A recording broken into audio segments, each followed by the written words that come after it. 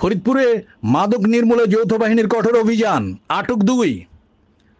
ফরিদপুর থেকে মোহাম্মদ শাহিন শেখের পাঠানো তথ্য ও ভিডিও চিত্রে বিস্তারিত। ফরিদপুর সদর উপজেলার লক্ষ্মীপুর বস্তিতে মাদক বিরোধী অভিযানে মাদক সম্রাজ্ঞী শাহেদা ও তার সহযোগী রেখাকে আটক করেছে যৌথ বাহিনী। শনিবার সকাল 8টা থেকে সকাল 10:30 পর্যন্ত চলে এই অভিযান চলাকালে শাহেদার বাসা থেকে বিপুল পরিমাণ মাদক উদ্ধার করা হয়। এর মধ্যে রয়েছে 800 পিস ইয়াবা, 4 কেজি গাঁজা এবং মাদক ব্যবসায় ব্যবহৃত 2টি মোবাইল ফোন। যৌথ বাহিনীর সদস্যরা জানান, শাহেদা দীর্ঘদিন ধরে এলাকায় মাদক ব্যবসা পরিচালনা করে আসছিল।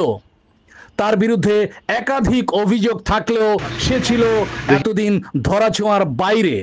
মাদক বিরোধী এই অভিযানের ফলে এলাকায় স্বস্তি ফিরেছে বলে জানিয়েছেন স্থানীয়রা।